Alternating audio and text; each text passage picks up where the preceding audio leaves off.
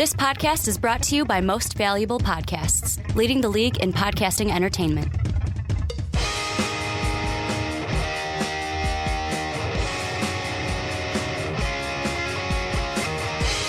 Hello, football fans, and welcome to the Onside Kick. My name is Ricky Widmer, and as always, I'm joined by the Mark Weber. Dub them ease. And before we get into stuff, how was your 4th of July, man? It was nice. How was your 4th of July weekend? It was nice. It was cool outside, which meant my windows were open, and it was hard to sleep when all the fireworks going off with my windows open. So, I mean, there was that. That was something. And I'm going to do the same thing I did for Brandon because we're recording this on the same day as the PTP. The viewers, or I should now say the listeners at home, can't see because we don't have the camera this week because it just takes too much time to edit it right now, and we want to get the products out fast and furious to them. I want you to show me your hands for a second. You got all your digits? I do. You didn't lose any of your digits to fireworks this weekend? No JPP. Good. That's the joke. That's the joke I was going to make. No JPPs. Yeah, I think, to talk about that, if people are really upset that there's no video to this podcast, I mean, I guess they can let us know down below, but there's not really... Our biggest problem, just to be transparent with people for that one, although they probably heard us say it already at this point, is just simply that, like you said, it takes a lot of time. Unfortunately, we're just not able to dedicate the time just yet. We're hoping to get there, and we're kind of figuring out the best alternative in the meantime. Yeah, we're going to have a plan for, not all podcasts are gone video-wise, but we're still figuring that out, and I mean... We just got to figure out the time, like to get the time and get to that point in our progression as a channel. But for the Onside Kick, we've got a good one. We're officially right now. Would you say that this one's jam-packed? This one is jam. They're all jam-packed. Yeah, but yeah, we're halfway through our divisional previews. We've done the North and the South. Now we've got the West and the East left. So we are officially halfway through, Mark. That's good. And this one is a fun one to do because nothing from last season really matters when it comes to this season. No, I mean, you can say that doesn't. with any division, but truly with this division, nothing that happened last season matters. Thanks to Peyton Manning. Yep, he's and gone. Brock the Cock. He's gone, and he's gone too. One's both out of in the different league. divisions. The other one's out of the division, as in Peyton Manning's nowhere. Yeah, he's playing in the bedroom league right now.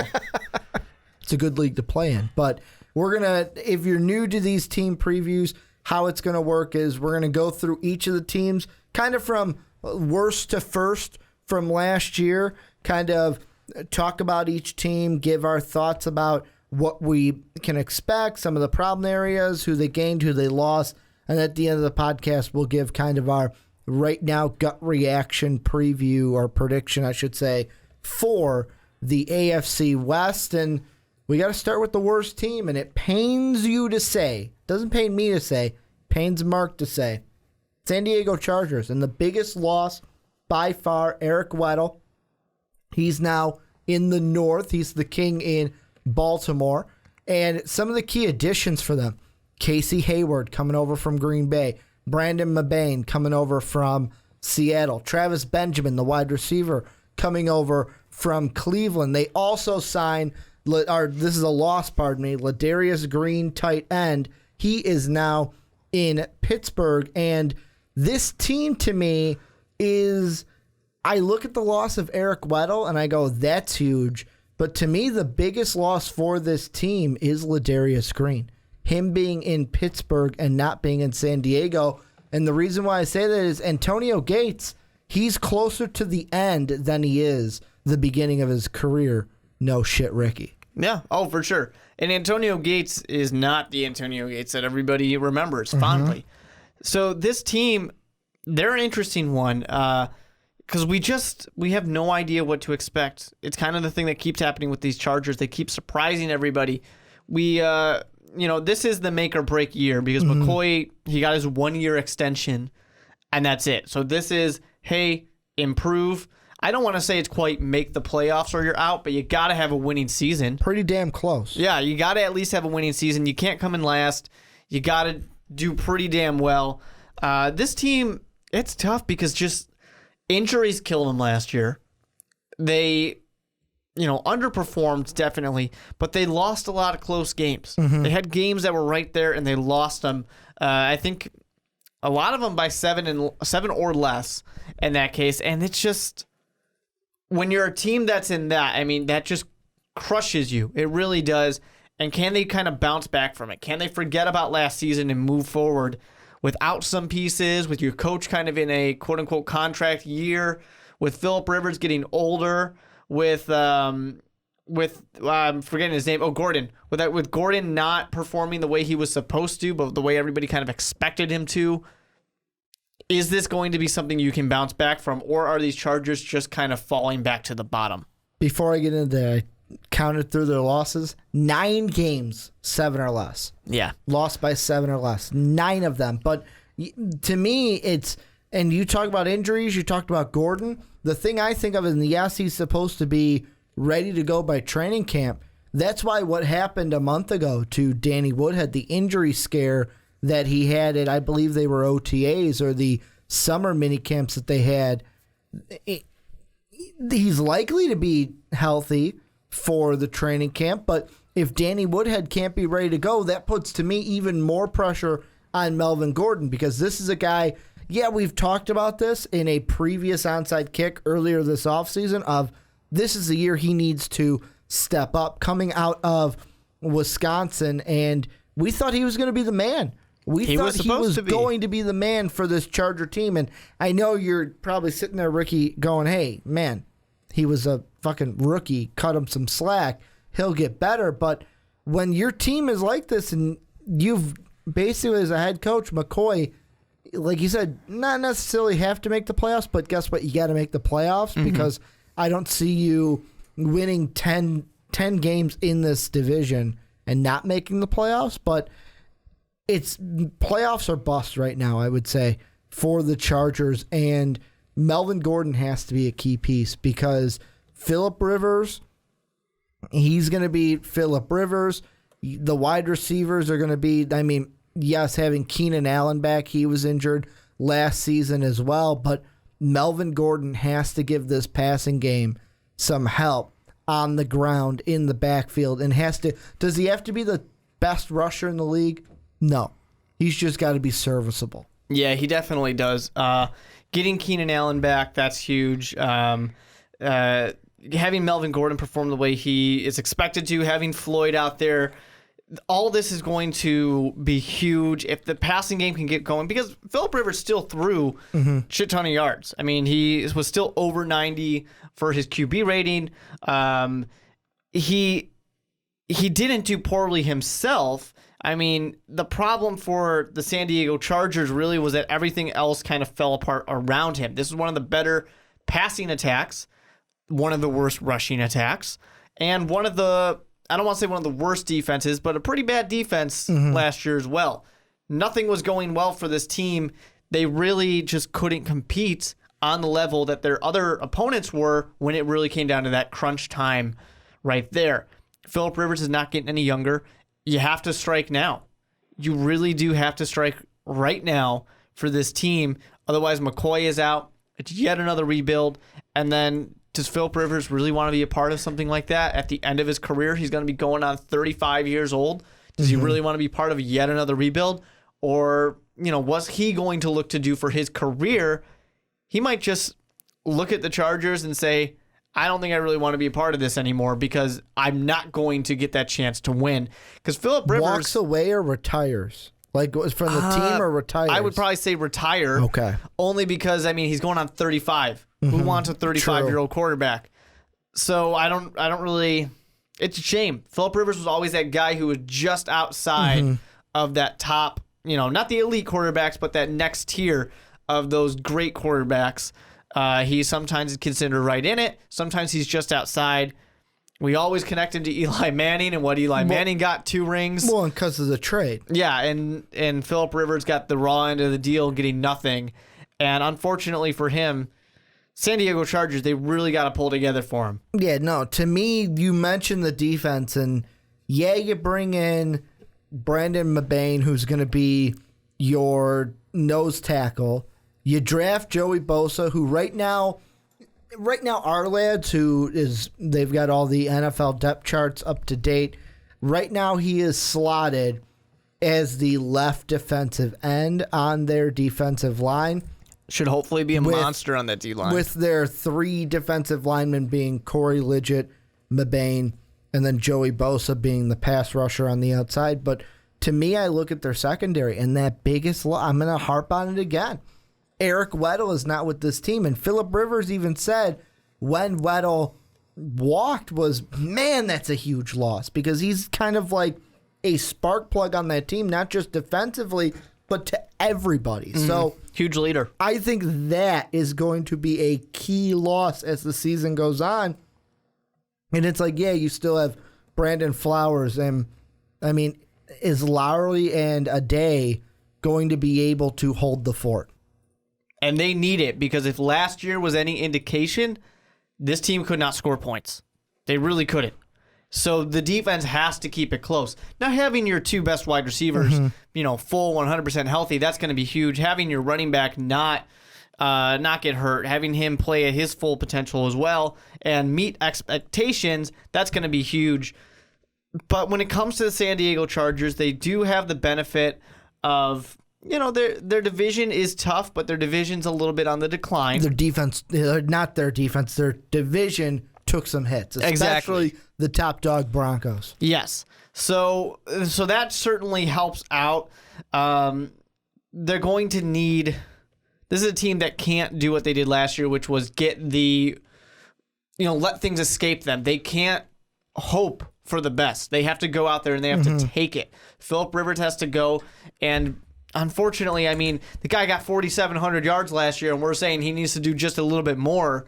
Gordon needs to do a little bit more. This defense, everybody needs to step up. Next man type of mentality. I don't know if Phillip needs to do more. I'm going to say the wide receivers need to do more. And Keenan Allen, I'm kind of giving a pass. He was injured. However, Stevie Johnson, you cannot have the stats that you had last season. You can't be 45 out of 46 targets, 45 receptions, that is, for 497 yards and 3 touchdowns. That just can't happen. So to me, yeah, I'm kind of looking at Stevie Johnson, but the 2 guys I'm looking at as additions that I need to see a major impact from you, Travis Benjamin, you are no longer in the factory of sadness. Congratulations, Cleveland. I know you won a championship, but you will forever and always be the factory of sadness. That's just what it is. You're supposed to be sad. Deal with it. But Travis Benjamin, and then the new tight end that they drafted out of Arkansas in Hunter Henry, because I mentioned the loss of Ladarius Green. And he was a guy that when Antonio Gates, and I know Gates had 630 yards, 5 touchdowns, but Ladarius Green was like, man, he's the option. 4 touchdowns with only 429 yards. He's the guy where it's like, okay, he's the future, and he leaves and goes to Pittsburgh. So Hunter Henry, him and Benjamin need to kind of make their imprint known from day one on this defense. And offense, I should say. Somebody has to be that red zone target, too. They really, really need that. Because like I said, the team had trouble scoring points. So they need to make it easy on Phillip Rivers. Or if it's going to be Gordon, Gordon's got to pound his way in there. Woodhead's got to pound his way in there. Somebody has to make it easy on this offense. So that way they can score more than, like 20 points on average in a game. Not good. It's going to be tough for the Chargers to make much of a splash.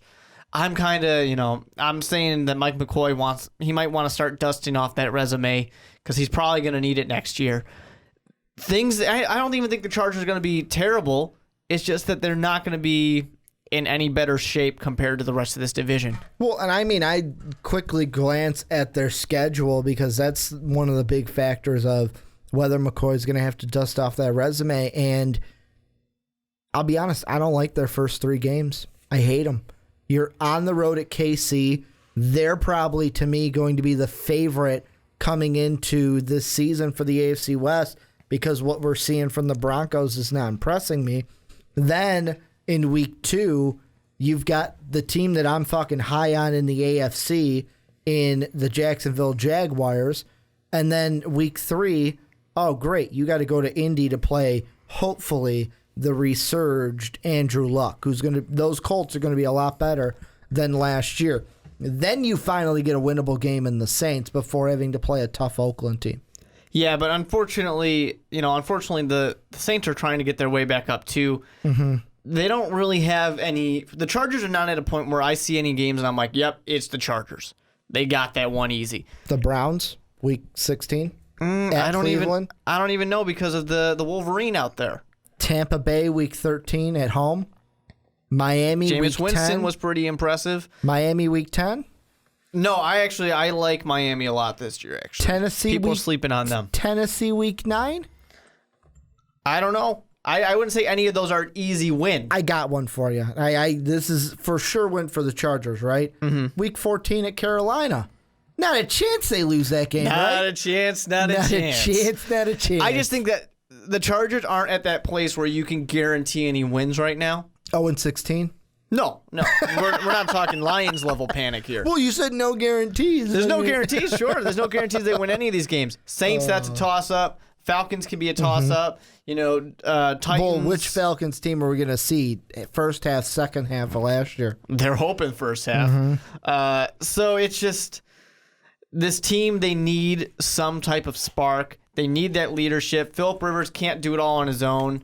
The rest of the offense has to come with him, essentially, because otherwise he's going to try, and he's going to try his way to retirement because this team doesn't have much going for them, and he's getting kind of old. But hey, you know what?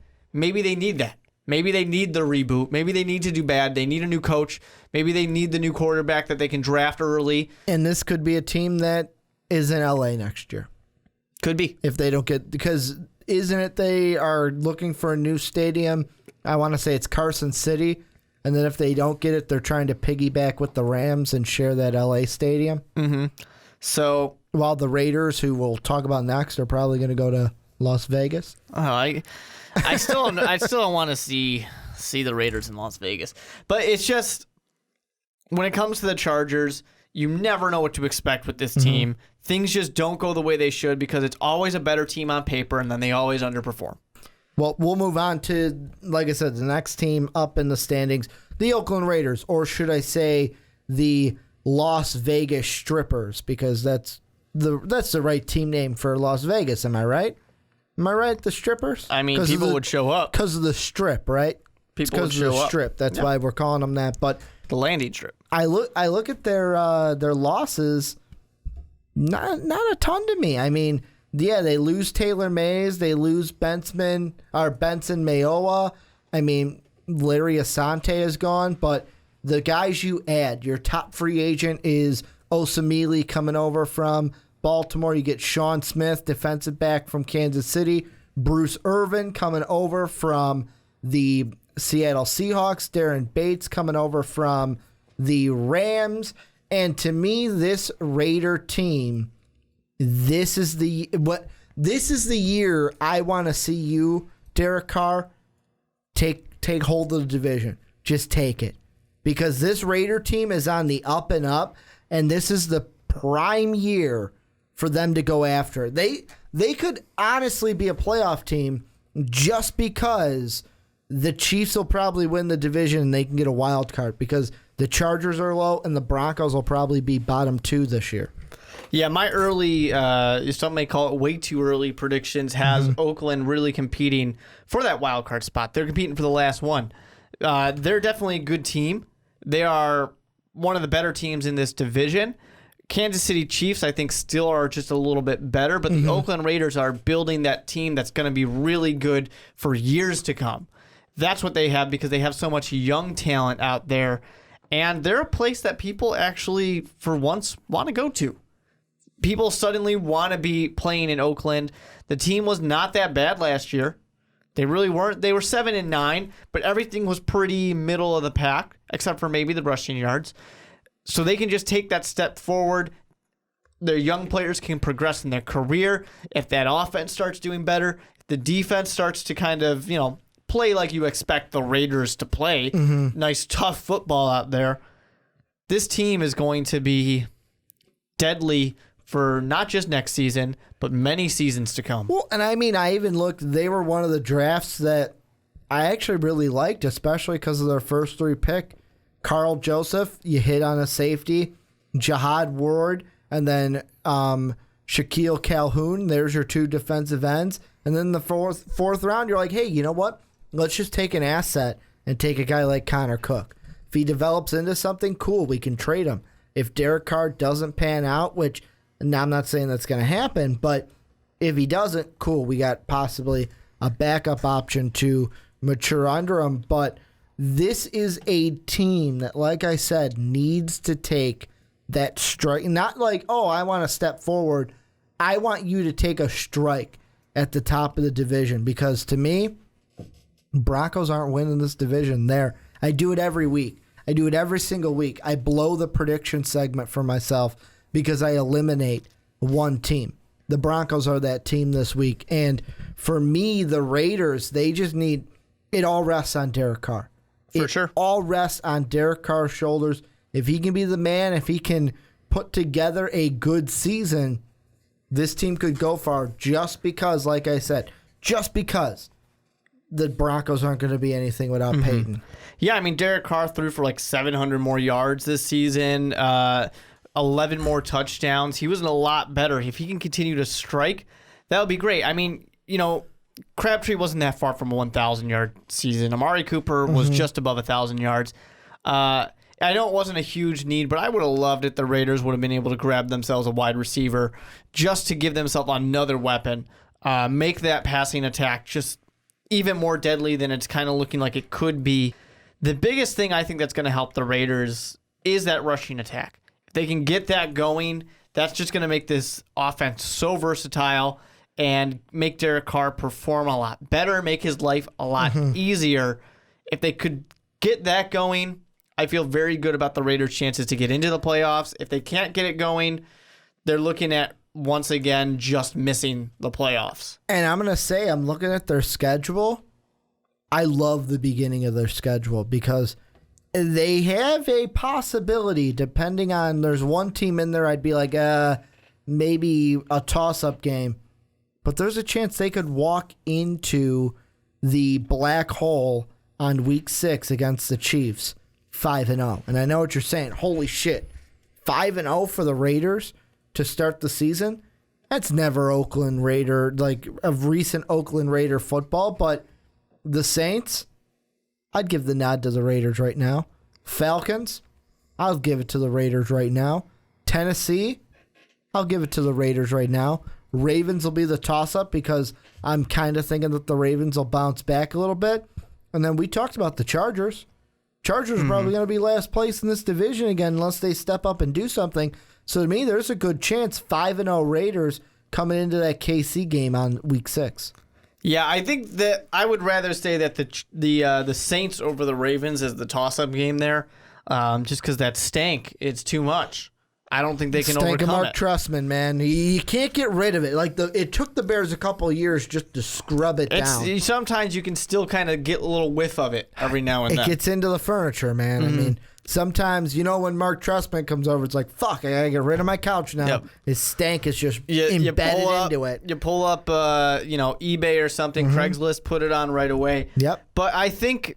Caution, this has Mark Trustman's stank on it. The stank. The stank. So the big thing is, like we said, it's Derek Carr. If he can be that gunslinger, if he can go up with the best of them, because he definitely is going to face some good quarterbacks. Of course, he's going to play Drew Brees. He's going to play Matt Ryan. He gets to play both the young quarterbacks and Winston and I almost said Winston and Jameis, but Winston and Mariota. Flacco. Of course, he's always going to play Phillip Rivers. Did you say Brock Newton, the Cock? Brock the Cock. In my head, I was debating if I wanted to bring him up or not. Did you say Luck? I did not say Andrew Luck. But yeah, Luck? He gets to play a lot of really talented quarterbacks. So this could be the season where he really makes his name. Or, it could be the season where he shows that, nope, right where he's at. That's it. So this is kind of a make or break time for him. He's got to take that next step. We keep harping on it. But the team, they're going to, a lot of their success is going to come with Derek Carr if he can, get to 4,300 yards, 4,400 yards this season. The thing I'm thinking about is this schedule has front half easy, back half hard to me written all over it, because I look at their first 9 games before the bye and I go, that could be an 8-win team. It could be a 7-win team. To me, this team has to win in order to make the playoffs as a wild card, or if you're looking for just double-digit wins for a Raider team, they have to get 8 wins in that first half, which I say it's possible. The 3 games I'd be worried about losing is, like I said, Baltimore's a toss-up. Kansas City I'll probably put as a loss, and then Jacksonville, Tampa. However, past that bye, 2 games that they win. Chargers, Broncos. Because right after that bye, you've got Houston, Carolina, Buffalo, all home games, but tough opponents. And then KC. There's a possibility they go 0-4 in those games. Then Andrew Luck, week 16. Andrew Luck, resurgence, coming back. So it's probably going to be, hey, we got to stack our wins early because we might not be able to get them late. You're also looking at the possibility for one of those colossal kind of failures after we had that great expectation. They really just let it all go. Everyone's going, man, this team, they're getting 6 wins, 7 wins, 8 wins, whatever it might be. And then they just kind of fall off the face of the map and disappoint everybody. But, I mean, the Broncos might not be all that great. And they got 2 Bronco games. They got the Chargers there. Well, and that's what I'm saying. If they can get 8 wins in that first half, then all they need to do is Chargers, Broncos, boom, there's 10 wins. Squeak your way into the playoffs in that case. Just back right in, baby. Back right in. It's going to be... it's not going to be easy for the Raiders, but I think right now they're really putting themselves in that position to where they're going to be that good team for the next few years. It all really, you got to continue the progression. Not just Derek Carr, but the whole team needs to continue taking that step forward. And they need to show people that the Raiders aren't a joke anymore. They're the real deal. They are an actual team that's going to come out here and they're going to take the division, and it's going to be their division for the next 3, 4, 5 years.